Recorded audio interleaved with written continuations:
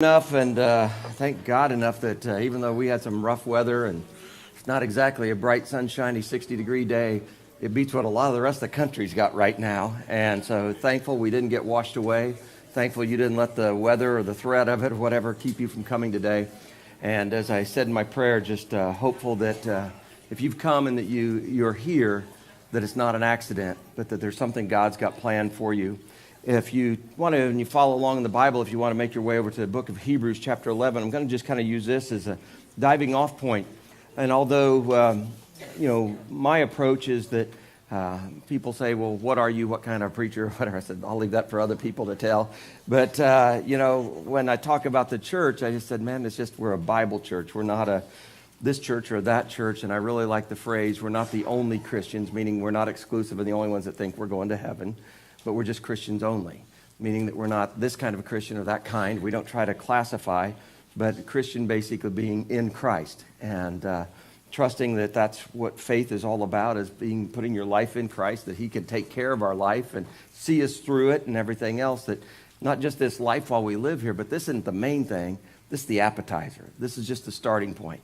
And I like to compare it, as I have before, but to what happens when a baby is conceived and it's in the womb there for roughly 9 months, and sometimes it's roughly, very much rough, right? That baby's in there and it starts doing the trapeze stuff and all like that. And man, that's what this period on earth is. Everything that we will be in eternity, we will do right now.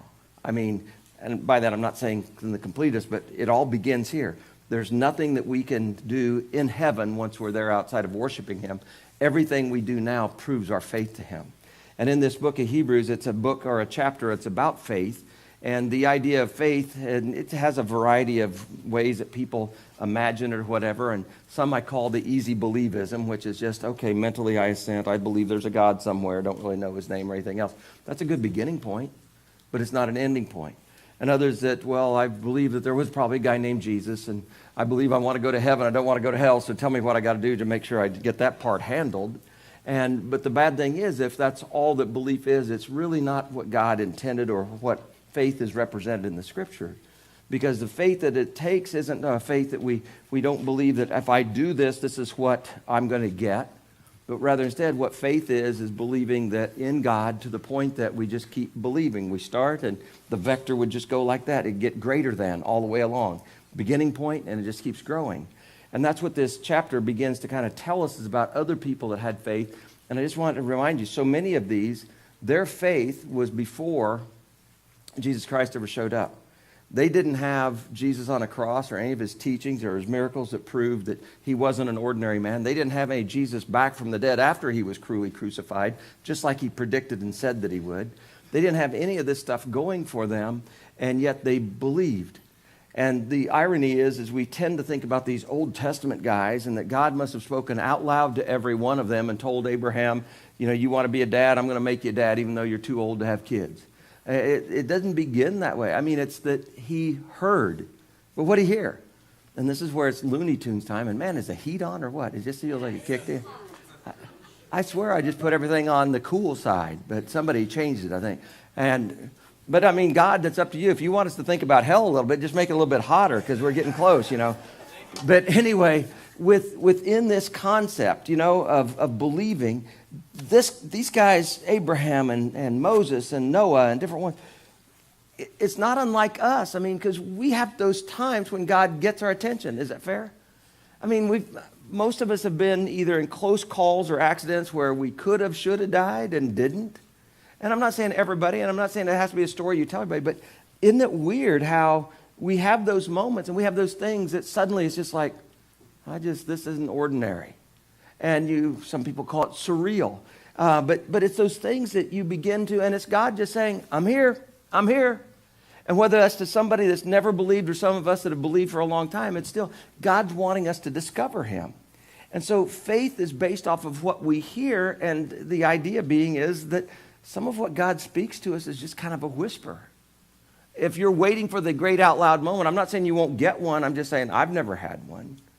But God just as well have shouted out to the world, because there's some things that it's just like, I'm not that lucky. Getting hit by a deer when I was on my motorcycle is just one of those things that it was just like, That just doesn't happen. I didn't get hurt or anything.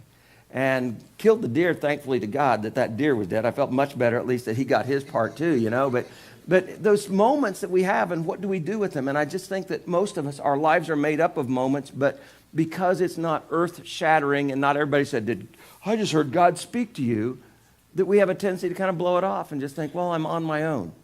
And that's where this week in our study about what on earth are we here for, that it dealt with is, what do you think that life really is?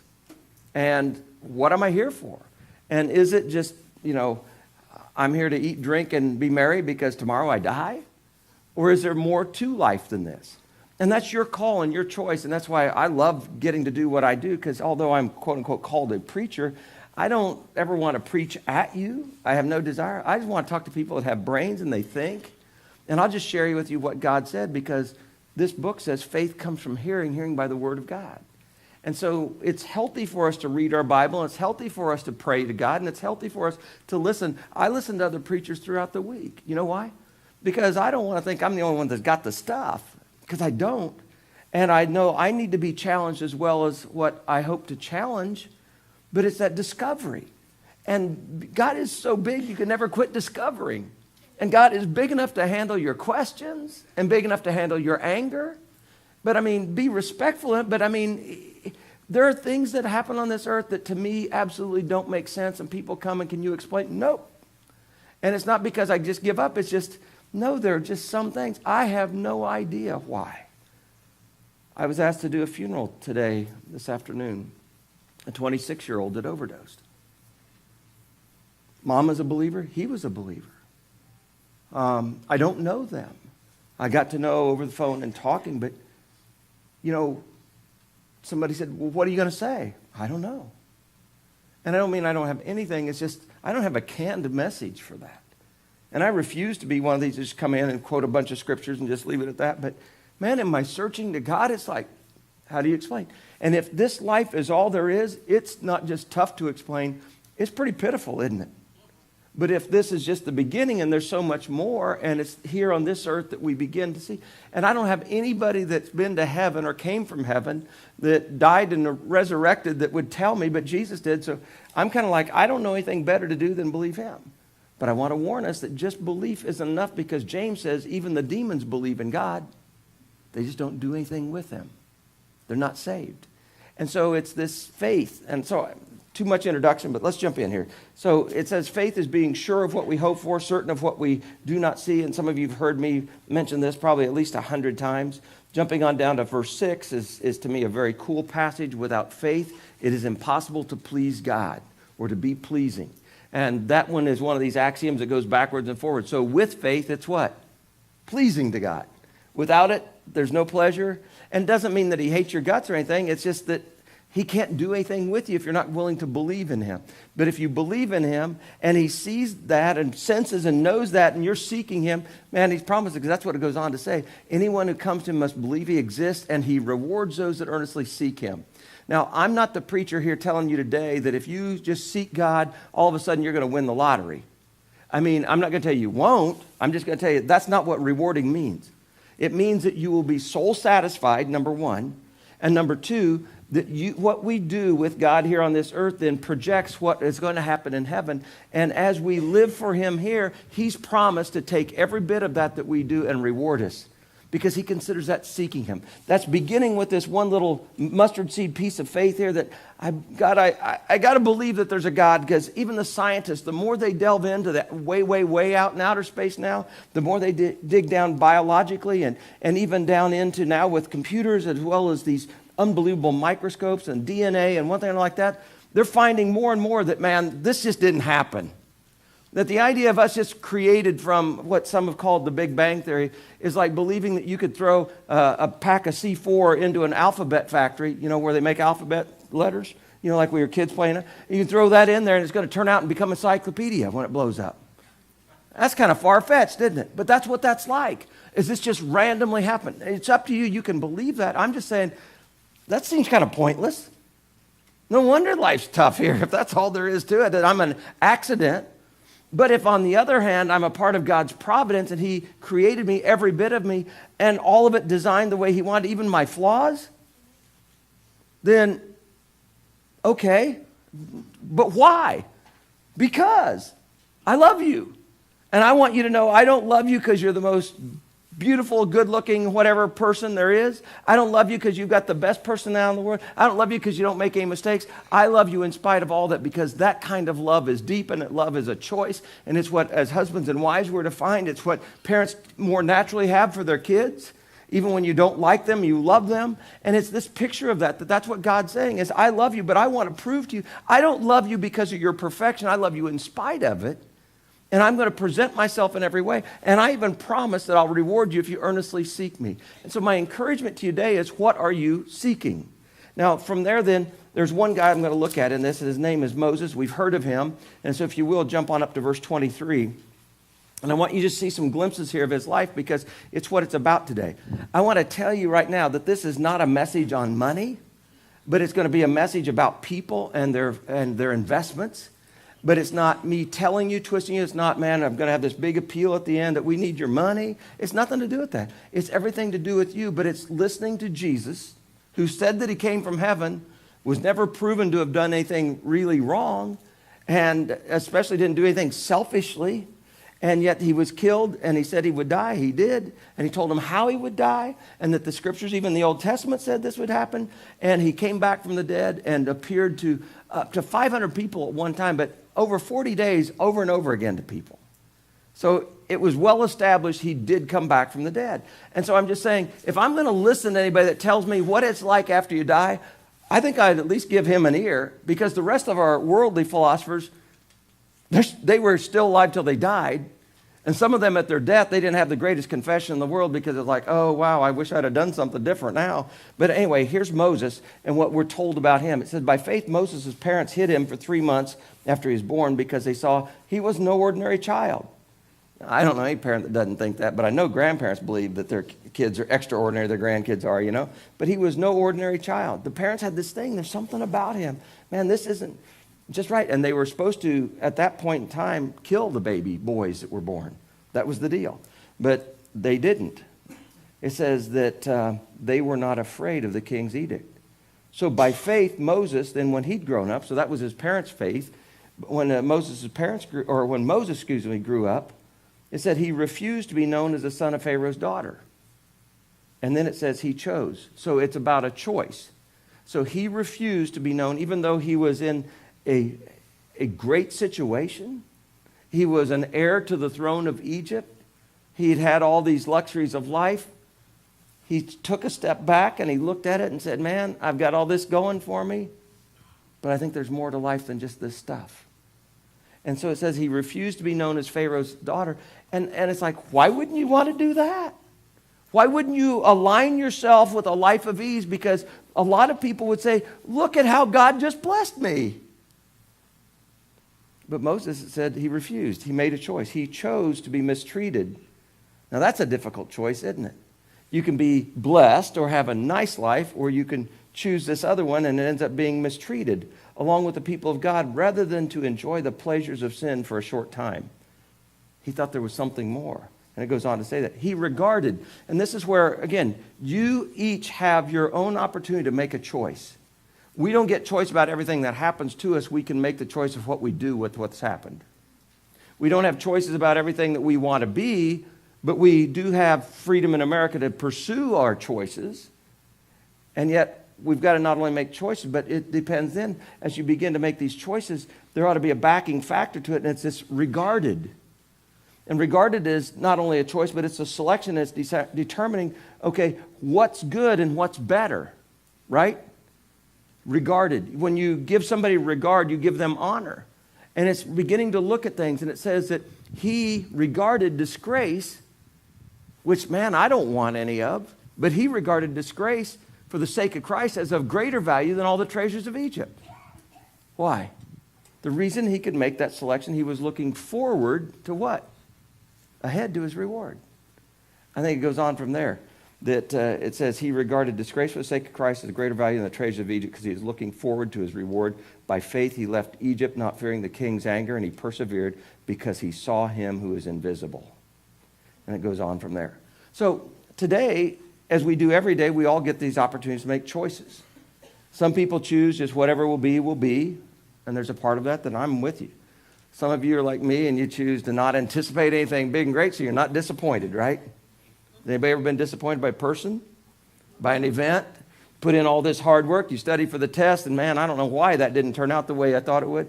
We don't have choices in everything, but we have choice with what happens to us, and that is either to go ahead and to learn from our mistakes if we brought it on, or to learn from God. And just saying that Moses made these choices, and he decided to put in order priorities, or at least what he believed was worthwhile. And when it came to riches or God, he decided God was worth more than the riches of Egypt, even though he stood to inherit this royal throne.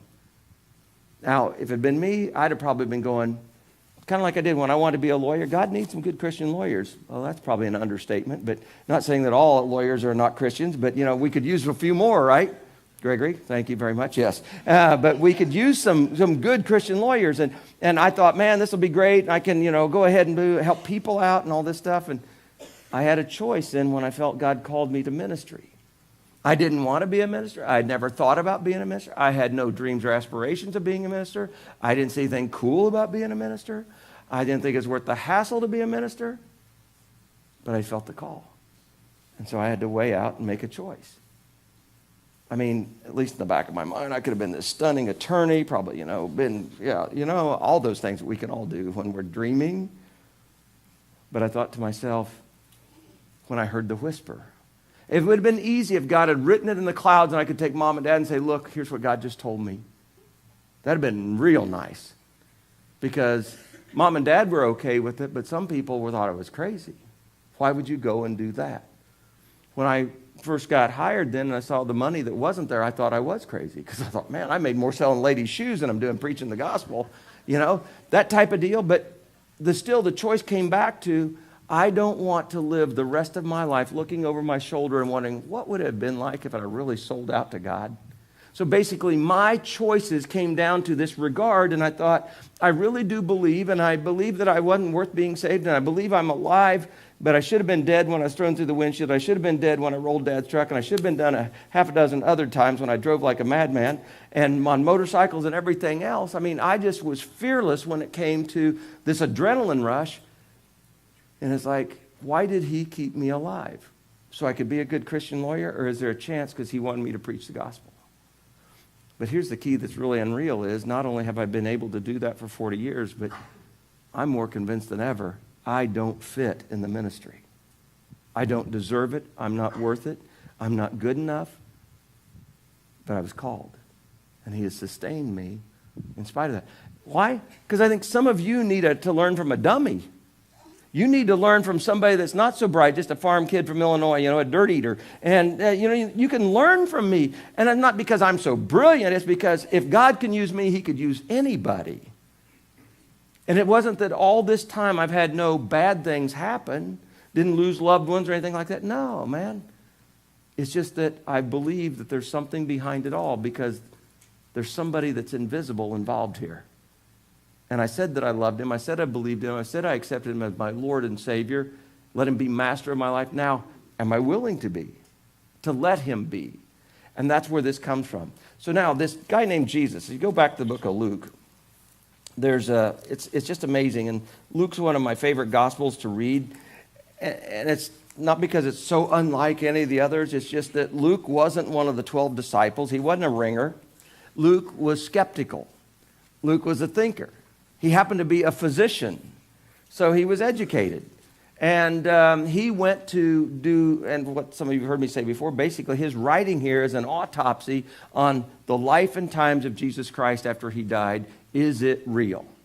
And so Luke does this autopsy, and he records for us as he interviews people, one thing like that. He comes to the conclusion, these are absolute facts of what Jesus did and said while he was on this earth. So I kind of like Luke because I don't think he had any prejudice. But the thing is, as he investigated, he became more and more convinced that Jesus was real, obviously like a lot of people end up doing if they truly give this searching and everything to it. But here in chapter 12, and I'm just going to go through in the order here, I want to try to take you on a tour of some of the teachings that Luke became convinced of that Jesus Christ had said. Things that he trusted because of the number of people he investigated, and like a detective putting together then this, all the information that he got, adding it together, this is what he came up with. And so we read here in chapter 12, verse 13, someone in the crowd said to him, "Teacher, tell my brother to divide the inheritance with me." So we got two brothers arguing over dead mom and dad stuff, okay? Jesus is cool, and he goes, "Man," and that's what you do if you got long hair and sandals, you know, "Man," he said, "who appointed me a judge or an arbiter between you?" Well, I mean, I was like, come on, Jesus, you can be a little bit classier than that. Now, that sounds bad because I'm not trying to be sarcastic. I'm just saying, wow. I mean, he kind of just cut through the chase there, didn't he? He said, "You're coming to me for this? This isn't what I came for, to go ahead and make judgments like this." He said, "Who appointed me that?"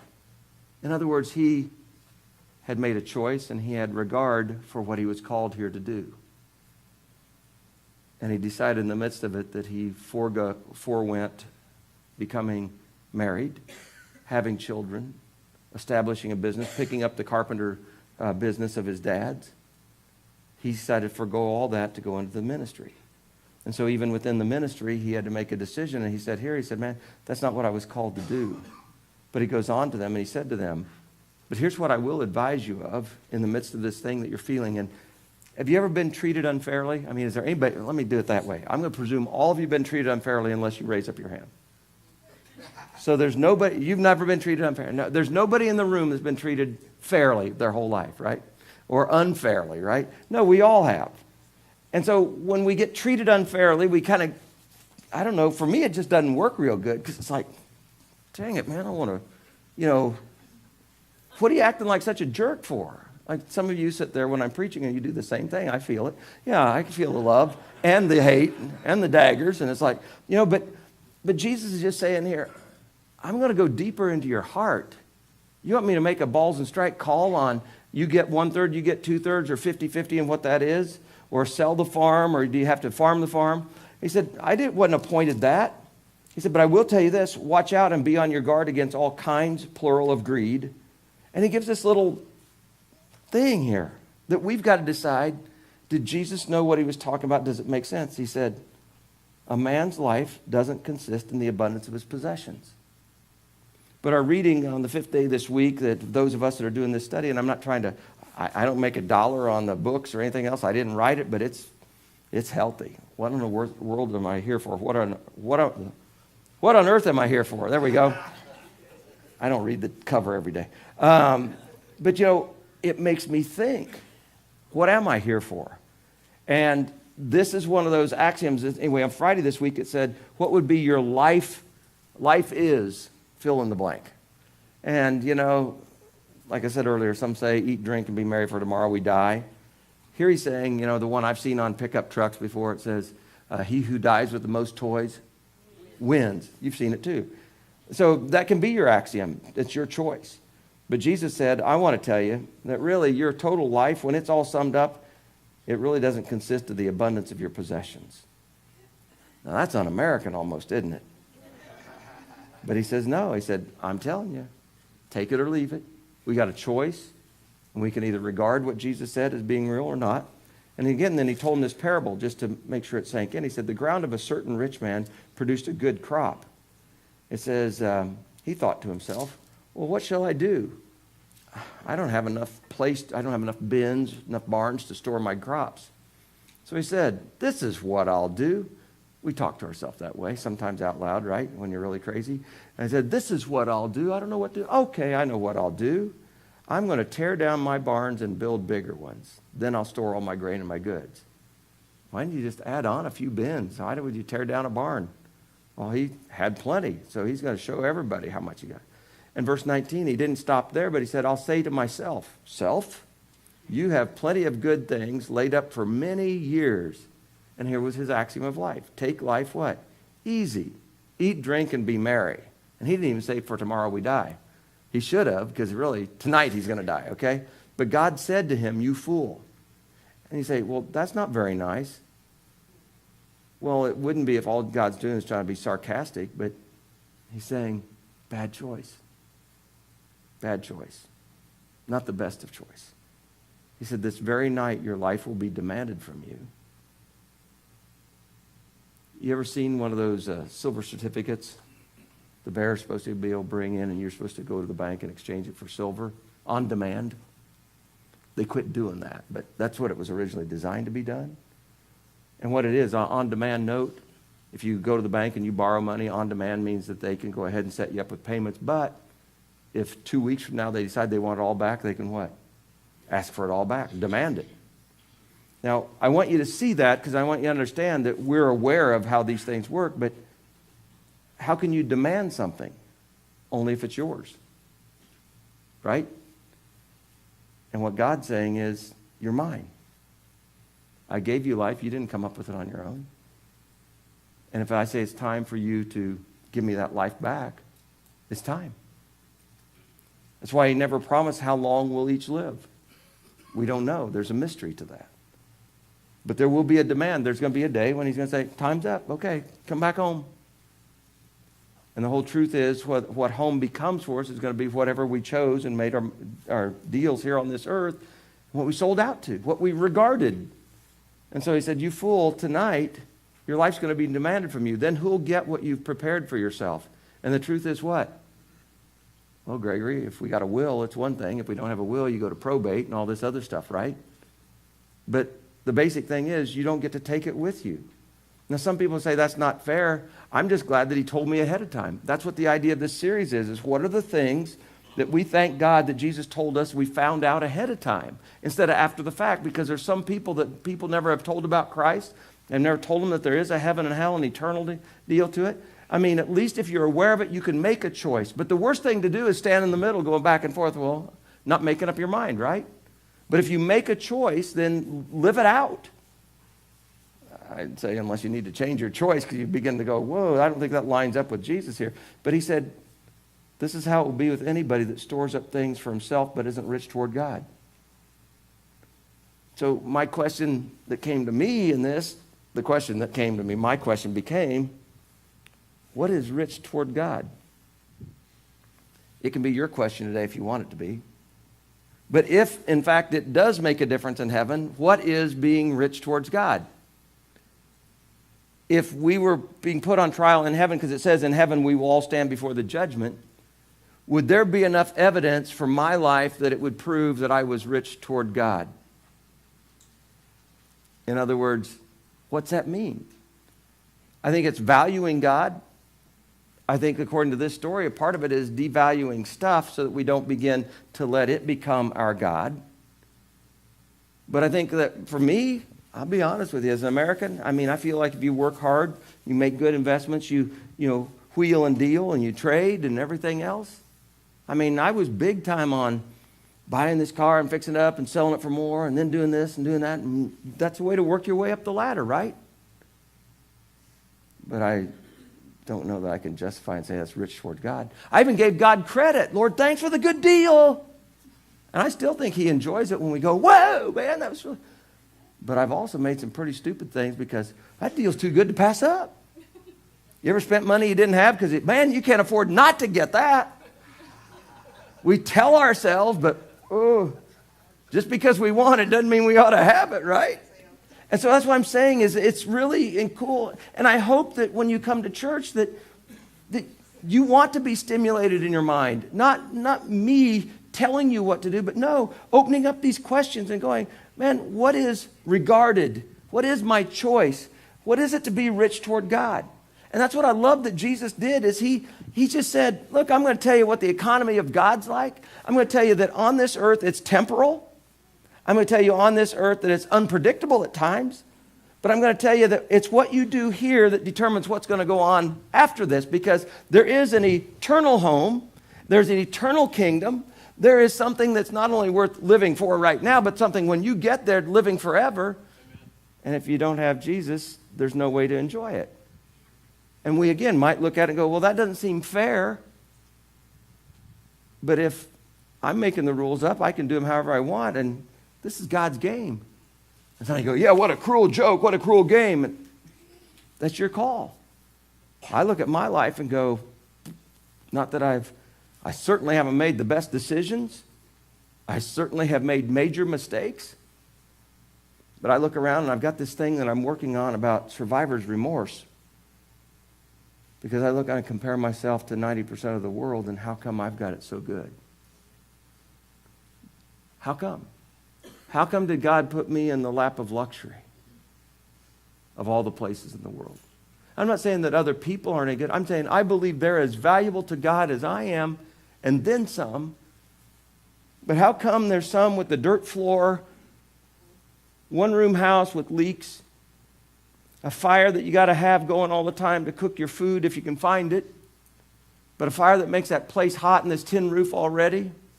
The rainy seasons, they come and it makes life difficult. I mean, how come? And I look and go, am I better? I don't believe I'm one bit better. So God, why have you blessed me so much? And that's where it's come back to this thing about being rich toward God. Because there's another place Jesus said, he who's been given much, much will be demanded. So it's how do we use both our life, our friendships, relationships, our finances, and our stuff? And do we possess it, or does it possess us? This guy, he decided it wasn't worth being rich towards God. Going on from there, let's go on over to chapter 16. And with more ado, been dying to say that because everybody always said, with no further ado. And I'm like, I've always got ado.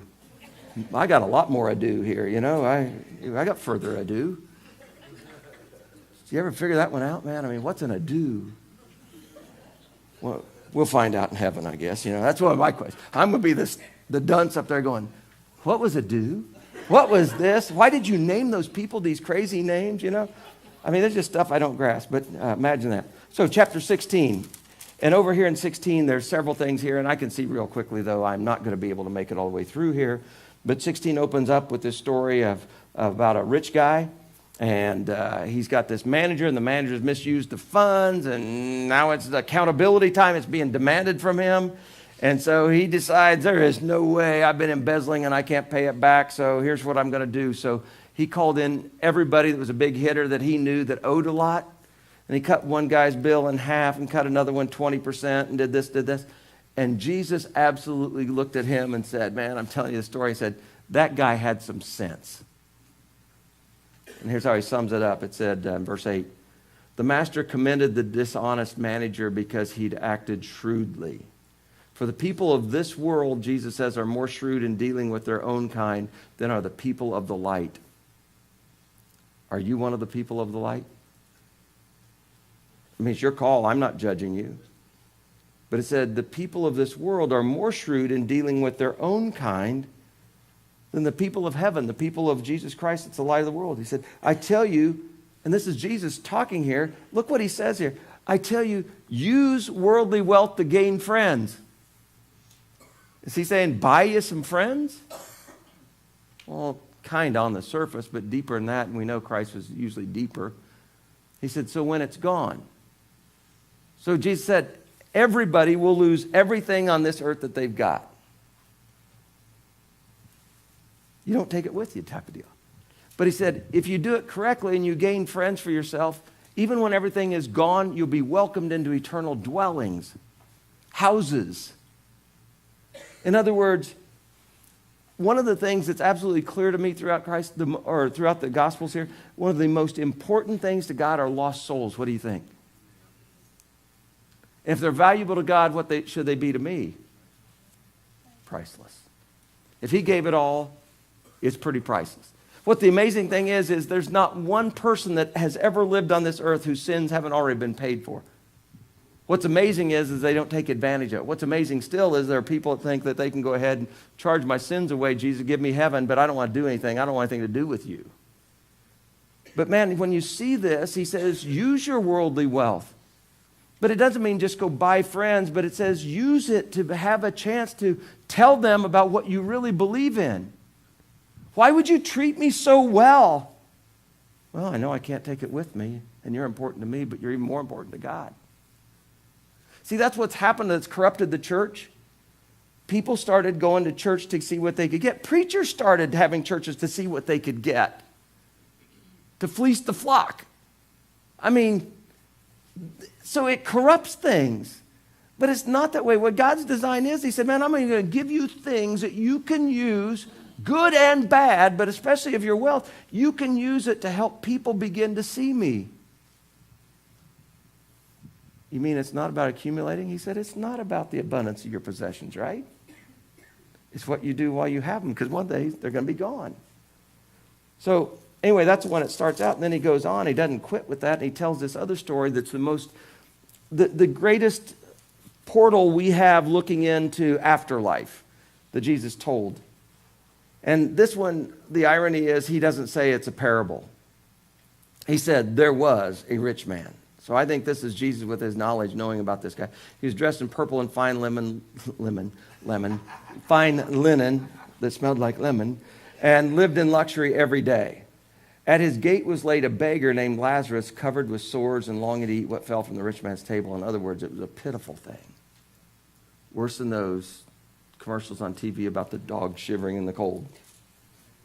Man, does anybody else not like those? I just want to pretend to look the other way. And that's what we tend to do sometimes with people, isn't it? I really do believe that we've got to be very careful and use the love we have for our pets to be kind of a measuring stick to see, do I love people, even my enemies, as much as I love pets and even strange animals? It's not wrong to love your animals, but it's godly to love your enemies. And so you see this thing, but we have a tendency, if we see something we don't like, to look the other way and believe it will go away, don't we? It'll take care of itself. And sometimes God puts things and puts people in front of us to get our mind and our heart and to see if we would partner with him, because God rewards those that earnestly seek him. And we say to him, God, is this one of those moments? Did you design this? Is this one of those opportunities that's a divine appointment? Or is it just happened? So this guy was poor, and he's at the gate of the guy that's rich. The time came when the beggar died. But I love this, and it's one of the only places I think of in Scripture that talks about this. Angels carried him to Abraham's side. Isn't that phenomenal? Why? Well, it just goes to show you that God's evaluation of what's worthwhile and good isn't necessarily by appearance, is it? Man looks at the outside appearance. God looks at the heart. Angels carried him to his side. What's funny is, because death is not a respecter of people, the rich man died, and he was buried. When he woke up in hell the next morning, he was in torment. That's my paraphrase, but that's what it's like. It's like suddenly, there is something after death. He was in hell where he was in torment. He looked up and he saw Abraham far away. So I wonder, I don't know how far they're away, how much of a separation, but he could see Abraham and he knew him. That bonkers my mind, but I think we'll know everybody in heaven. Not because of how they look or looked here. It's just that we're going to know them. Because there's a passage that says that when we die and all things become known, like we are known. In other words, we're going to have that mind of Christ completely, and we're going to know every stranger that we blew by, every driver that we flipped off. Suddenly it's going to be, oh. And we're going to see people that we thought were nobodies that are somebodies. I love the Sam Walton stories where he goes around and beat up pickup truck, and when he was alive, it didn't look like a wealthy man. I love those stories when people mistreat them, and then they come to find out that he could buy you 3 or 4 times over and over. But it's in heaven, it's almost flipped, where the wealthy, it wasn't because of their status or their stuff. It was because of the quality of their heart and their faith. They regarded the riches of heaven worth more than the riches of earth. They regarded the earth as temporary and the heaven as eternal.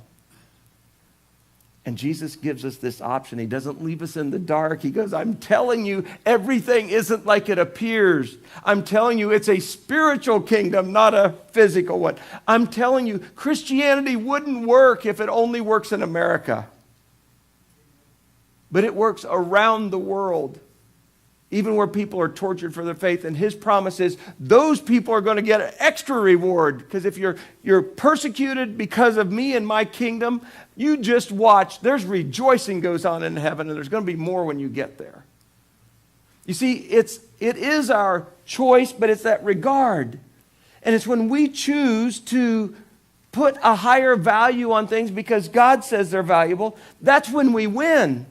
That's when we're in synchronization with heaven. That's when we'll get there with no regrets. But as long as we're putting our value and we look at people and value them by either their clothes or their looks or whatever it may be, or what they can do for me, there's no reward in that. You got it here. And so I'm out of time, but I mean, this is amazing. And then he comes first and says, just dip your finger or give me just a drop of water to give me some end to this agony. And you can imagine how long a drip of water would go if you're burning to death, right? But then he comes to his sense and he goes, no, well, at least go back and send Lazarus back to tell my brothers. They'd believe it if he came back from there. I've got 5 brothers. I don't want them to end up where I'm at. And you see, that ought to be our vantage point and heart right now, a value because of God, is that we don't want to wait till we're dead. We want to go ahead now and tell our lost brothers or friends, strangers and enemies. Not tell them that they're going to hell. Tell them about a choice. It's time that we can show them with our lifestyle and our changes that we make, because we choose to value things differently than we did before. All right.